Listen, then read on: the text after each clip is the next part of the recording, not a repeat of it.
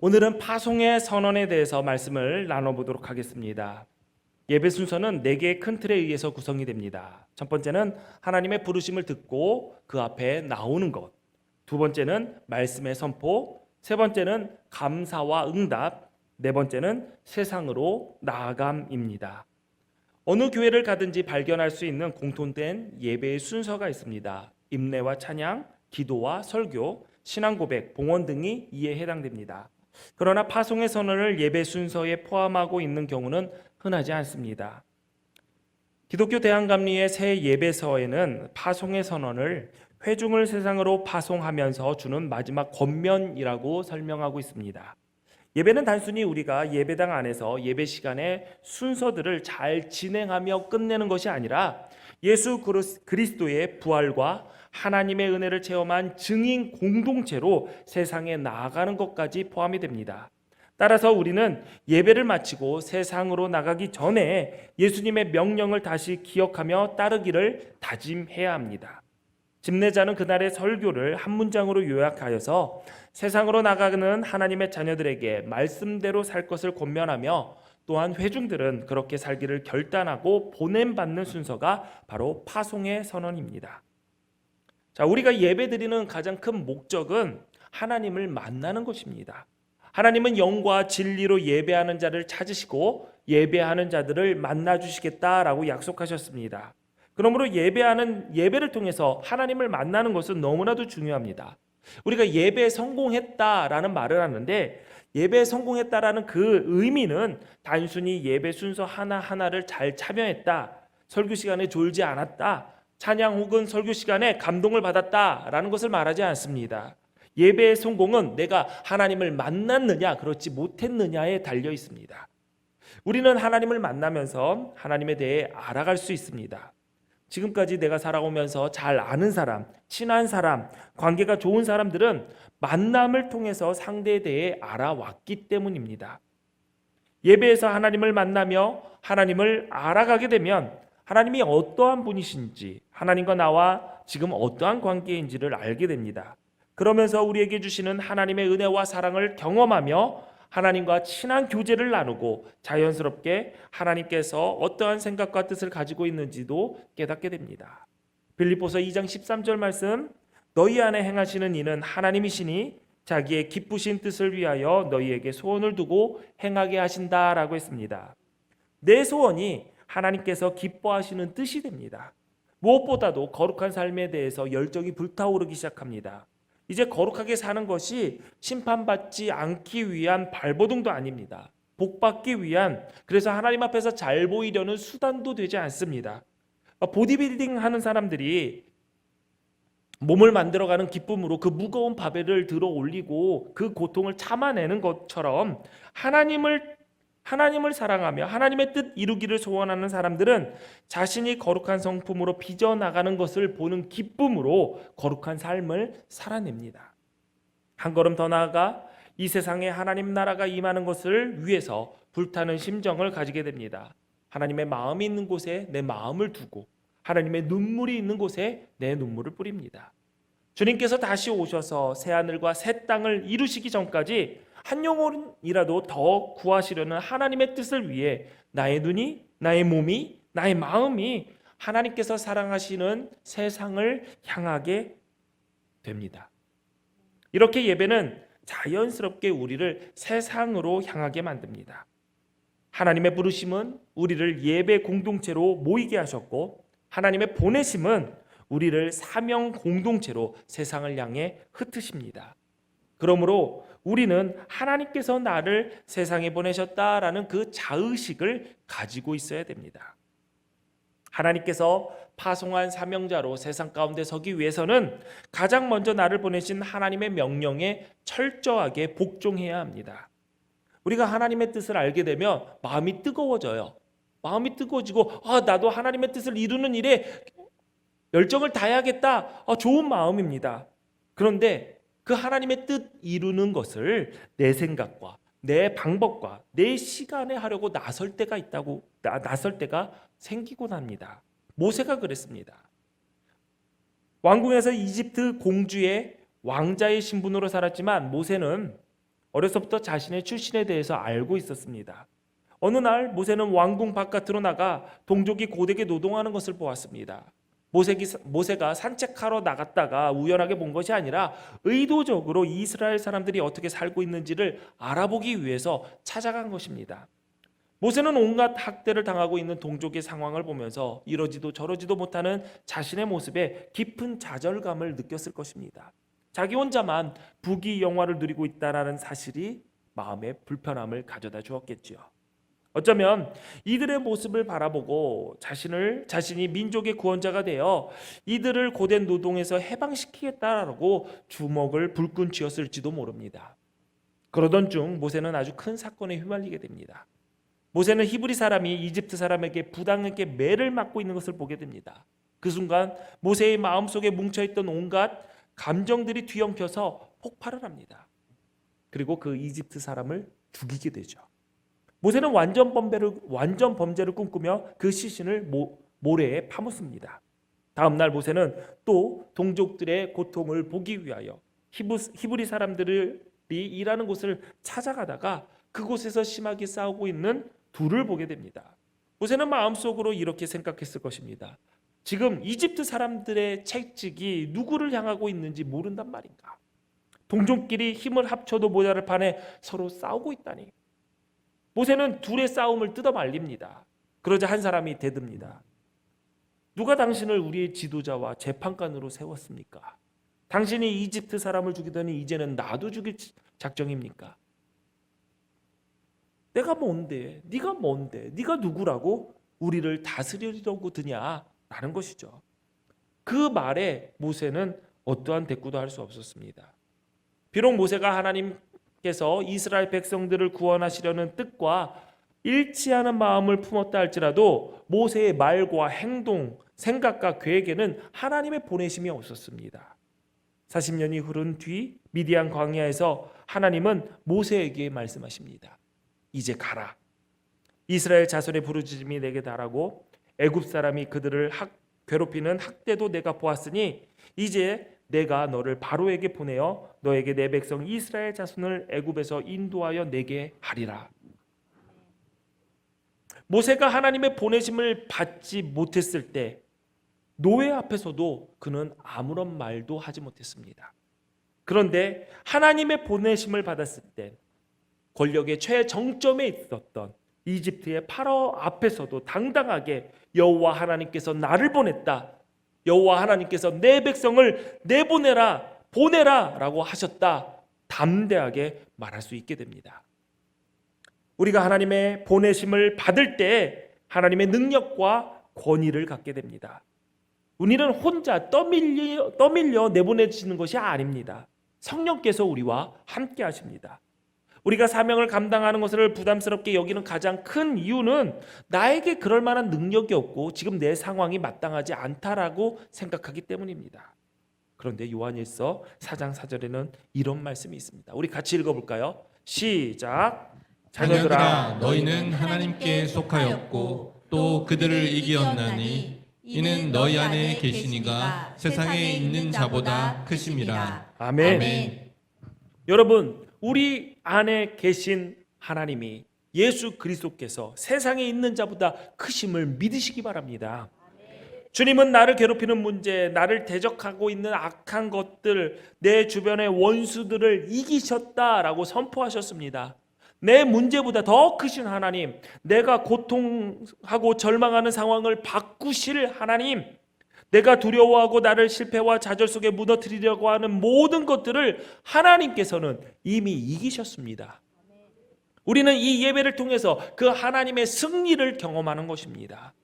예배의 복음의 능력이 나타나기 때문에 예배당 문을 열고 들어올 때는 비록 얼굴이 어둡고 좌절 속에서 근심으로 가득하여 마음이 무거울지라도 하나님을 만나 은혜를 깨닫고 나에게 주어진 복이 무엇인지 다시금 기억하며 복음의 능력으로 치유와 회복이 일어나 이 예배당을 나서서 세상으로 보냄받을 때 하나님께 속한 승리자로 당당하게 나가게 됨을 여러분은 믿으셔야 됩니다. 예배 때마다 여러분에게 이러한 놀라운 기적이 일어나기를 축원합니다. 부활하신 예수님은 그저 교회에만 머물러 계시는 것이 아니라 이 세상의 통치자가 되셨습니다. 에베소서 1장 20절에서 22절에 그의 능력이 그리스도 안에서 역사하사 죽은 자들 가운데서 다시 살리시고 하늘에서 자기의 오른편에 앉으사 모든 통치와 권세와 능력과 주권과 이 세상뿐 아니라 오는 세상에 일컬는 모든 이름 위에 뛰어나게 하시고 또 만물을 그의 발 아래 복종하게 하시고 그를 만물 위에 교회의 머리로 삼으셨느니라. 예수님은 교회의 머리이십니다. 뿐만 아니라 우리 가정의 머리 되시고 내가 몸담고 있는 일터에서도, 내가 다니고 있는 학교, 내 자녀가 다니고 있는 학교에서도 예수님은 통치자 되십니다. 우리가 예배 때 은혜를 받았다면 삶의 현장에 나가서 통치자 되시는 하나님의 법을 따라 은혜롭게 살아가야 됩니다. 은혜 받는 곳이 좋다고 예배당에서만, 교회에서만, 그곳에서만 머물려고 하고 나의 삶의 현장에서는 은혜가 없는 곳이라고 은혜 없는 것처럼, 은혜 받지 못한 사람처럼 살아가서는 안 됩니다. 마태복음 17장을 보면 예수님은 베드로와 야고보와 요한을 데리고 산에 올라가셨습니다. 그곳에서 제자들은 황홀한 경험을 하게 됩니다. 제자들은 예수님이 모세와 엘리야와 함께 이야기를 나누는 것을 보게 됩니다. 너무나도 놀라운 경험을 했기에 베드로가 이렇게 말을 합니다. 마태복음 17장 4절을 보니까 베드로가 예수께 여쭈어 이르되 주여 우리가 여기에 있는 것이 좋사오니 만일 주께서 원하시면 내가 여기서 초막셋을 짓되 하나는 주님을 위하여 하나는 모세를 위하여 하나는 엘리야를 위하여 하리이다. 여기가 좋으니까 내려가지 말고 계속 여기서 황홀한 경험을 하며 살자라는 말입니다. 그런데 예수님은 이것을 허락하시지 않았습니다. 베드로와 야고보와 요한을 데리고 산에서 내려오셨습니다. 내려오자마자 그들을 기다리고 있었던 것은 귀신 들린 아이였습니다. 왜 예수님께서 제자들과 변화산에서 내려올 수밖에 없었나요? 해야 할 사명이 산 아래에 기다리고 있었기 때문입니다. 밤 깊도록 동산에서 주님과 황홀한 영적 교제를 누리며 세상의 더러움과 염려 따위는 하나도 나에게 영향을 주지 못하는 곳에서 계속 있는 것을 예수님은 허락하시지 않으셨습니다. 때로는 죄악에 걸려 넘어지고 유혹에 빠져 부끄러움을 당하고 사방에서 우겨싸며 달려드는 대적들과 영적 전쟁을 해야 하는 처절한 현장이지만 그곳이 우리가 있어야 할 곳이기 때문에 우리는 주님의 보내심을 받아 삶의 치열한 현장으로 나아가야 됩니다. 찬송가 442장 3절 가사입니다. 밤 깊도록 동산 안에 주와 함께 있으려 하나 괴로운 세상에 할 일 많아서 날 가라 명하신다. 뒤에 계속 부르고 싶지만 예배 끝나고 여러분 이 가사를 보면은 너무 직관적이에요. 괴로운 세상에 할 일 많아서 날 가라 명하신다. 데카르트는 이런 말을 했죠. 나는 생각한다. 그러므로 존재한다. 그리스도인들은 이렇게 말해야 됩니다. 나는 보냄받았다. 그러므로 나는 존재한다. 우리가 때로는 살면서 권태를 느끼고 절망에 빠지기도 합니다. 의지가 약해지고 이성이 흐릿해져서가 아닙니다. 상황이 뜻대로 되지 않아서도 아닙니다. 그것은 하나님께 받은 명령을 잊어버렸고 내가 보냄받은 사명자라는 자의식이 사라졌기 때문입니다. 사는 게 왜 이렇게 힘들어? 왜 이렇게 재미가 없어? 왜 이렇게 무의미해? 사명을 잊어버렸기 때문입니다. 하나님은 뭐 하시는 거야? 빨리 그만 살고 싶은데 나 데려가시지. 그 말은 내가 보냄받은 자라는 사실을 잊어버렸기 때문입니다. 하나님께서는 여러분을 괴로운 세상에 보내셨습니다. 왜? 할 일이 있기 때문에. 할 일을 바라보지 않으면 우리 안에 우리에게 남는 것은 괴로움밖에 없습니다. 사명을 깨닫는 순간 우리의 삶은 자연스럽게 회복되는 것입니다. 여러분 주저앉아 있습니까? 여러분 일어나십시오. 할 일 많습니다. 해야 할 일이 있습니다. 그냥 앉아 있으면 쉬고 편안할 것 같습니까? 괴로운 세상이 있는 것입니다. 그 괴로움은 앉아 있다고 쉰다고 떠나가는 것이 아닙니다. 할 일을 할 때 하나님께서 능력 주시고 힘 주심을 믿고 여러분 충성을 다하시기 바랍니다. 예배를 통해 하나님을 만나고 은혜를 받고 황홀함을 경험한 하나님의 자녀들은 세상에서 영향력을 발휘해야 됩니다. 그렇지 않으면 맛을 잃은 소금처럼 밖에 버려져 사람들에게 밟힐 뿐입니다. 불은 붙었지만 등불로서 어둠을 밝히지 않는 불은 그냥 큰 그릇 속에 덮어져 사라져버릴 아무 쓸모없는 존재에 불과합니다. 우리가 이곳에서 영과 진리로 예배하며 하나님을 만나야 하는 궁극적인 목표가 주의를 성수하고 종교적인 의무를 감당하고 또한 내가 안 나오면 가정의 평화가 깨지니까 내 배우자가 난리를 치니까 우리 엄마가 나에게 밥 안 주고 용돈도 끊는다고 하니까 이 자리에 나와서 예배하는 거 아닙니다.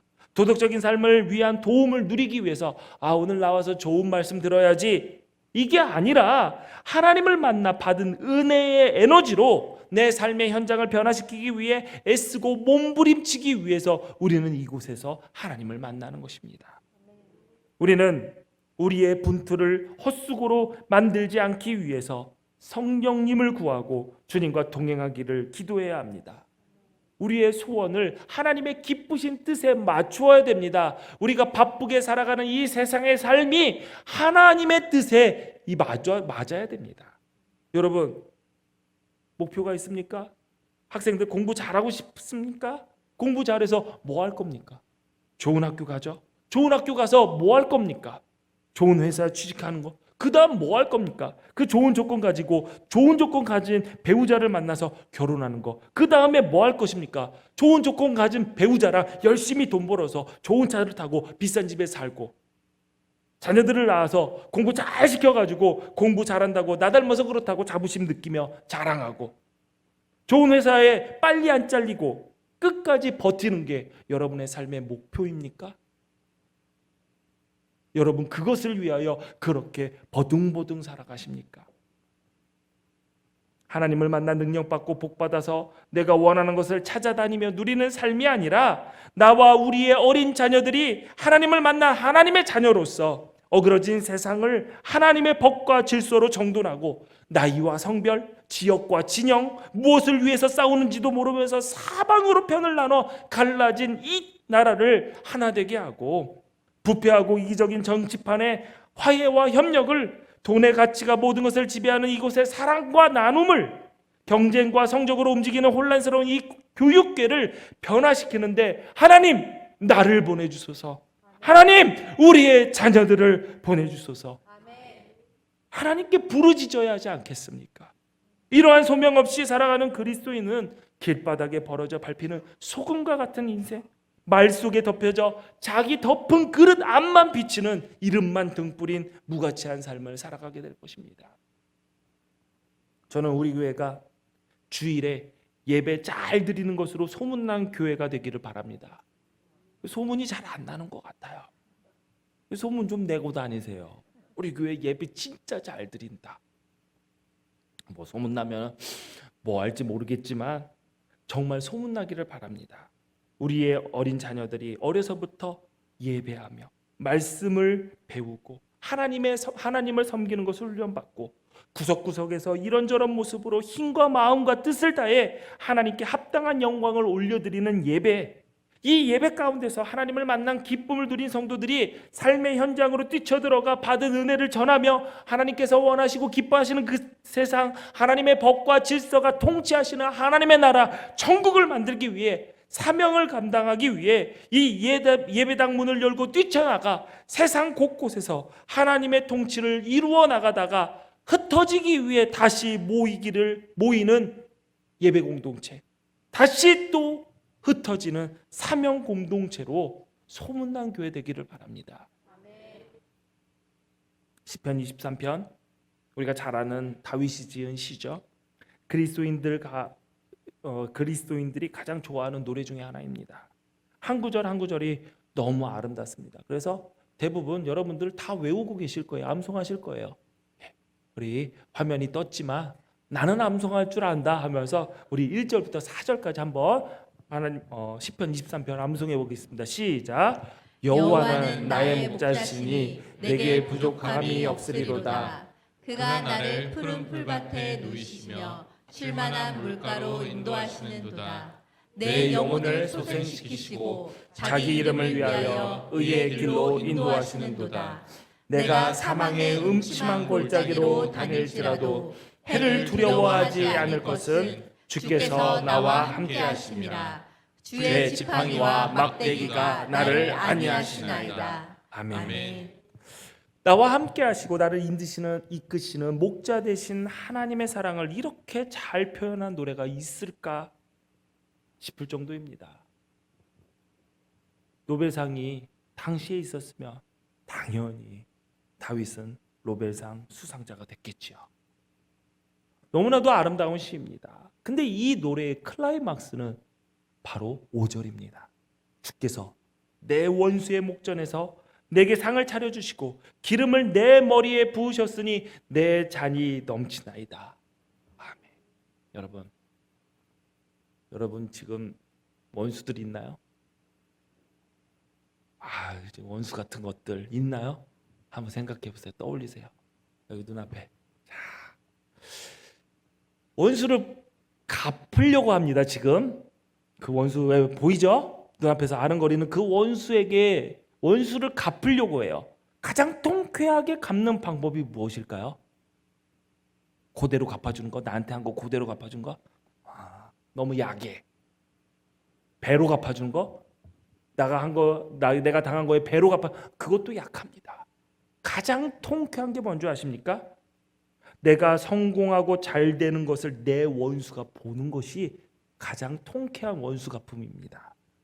나를 무시하고 깔보고 밟으려고 했던 그 원수의 모든 시도가 아무것도 아닌 헛수고로 만들어버리게 되는 그 상황.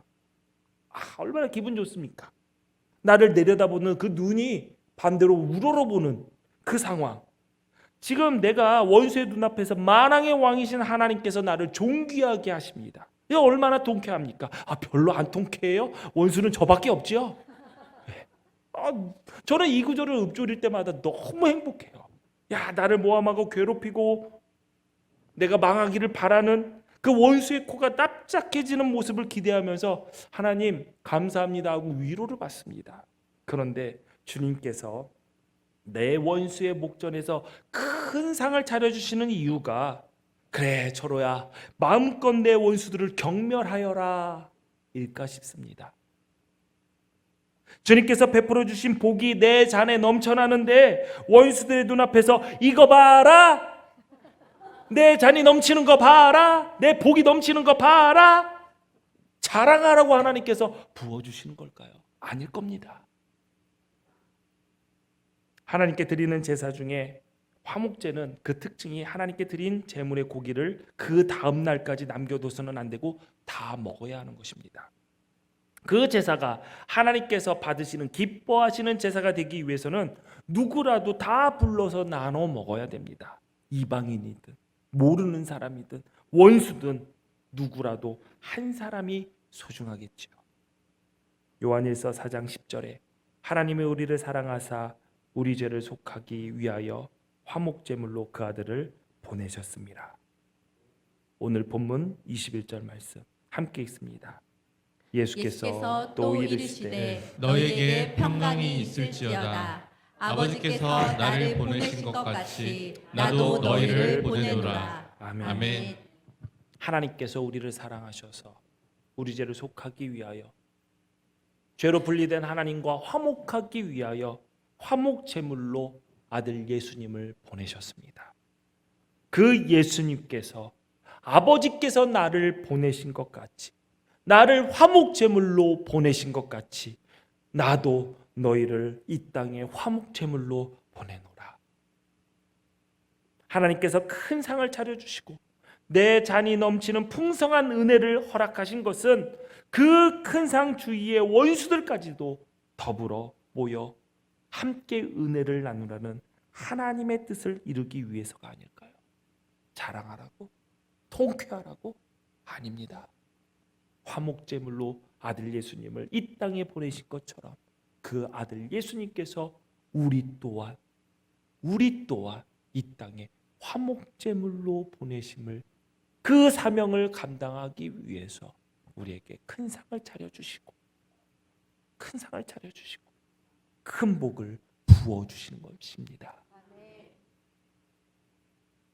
하나님께서 우리에게 부어주신 큰 사랑, 큰 은혜, 내가 원수처럼 생각하는 그 사람에게마저도 그 생명과 사랑을 전하는 사랑의 도구로, 생명의 도구로 우리를 보내시기 위해서입니다. 보냄받은 우리는 언젠가 보내신 분 앞에 다시 부름받게 되어 있습니다. 이 다음에 하나님 앞에 설 때 하나님께서 내가 얼마나 행복하게 살았냐, 내가 얼마나 성공을 했느냐, 내가 얼마나 인정받았느냐, 하나님은 그런 것을 묻지 않으실 것입니다. 대신 이렇게 물으실 것입니다. 내가 너를 보낸 곳에서 얼마나 많은 생명을 건져냈느냐, 내가 너를 보낸 곳에서 얼마나 나의 마음을 전달했느냐, 내가 너를 보낸 곳에서 내가 받은 복을 얼마나 많이 뿌리고 왔느냐. 우리는 주님의 물음에 대답할 것이 있어야 합니다. 하나님의 자녀인 여러분, 지금 하나님께서 여러분을 세상에 보내십니다. 혼자가 아닌 성령으로 함께 하십니다. 주님께서 우리와 동행하여 주십니다. 예배당 문을 열고 세상으로 나가 생명을 건져내고 세상을 사랑하시는 하나님의 마음을 전달하며 하나님 나라를 이루기를 위해 충성을 다하는 보냄받은 자, 사명자로 서시기를 주님의 이름으로 축원합니다. 축원합니다. 기도하시겠습니다. 우리와 함께 하시는 하나님, 오늘도 예배를 통해 하나님을 만나는 은혜를 허락하심 감사합니다. 어지럽고 혼미한 세상이지만 우리를 보내신 그곳에 해야 할 일들이 많기 때문에 주님의 손 붙잡고 나아갑니다. 우리의 가정과 일터, 학교의 머리가 되시는 주님, 주님의 명령을 충성스럽게 수행하는 신실한 일꾼으로 서게 하옵소서. 예수님 이름으로 기도하옵나이다. 아멘.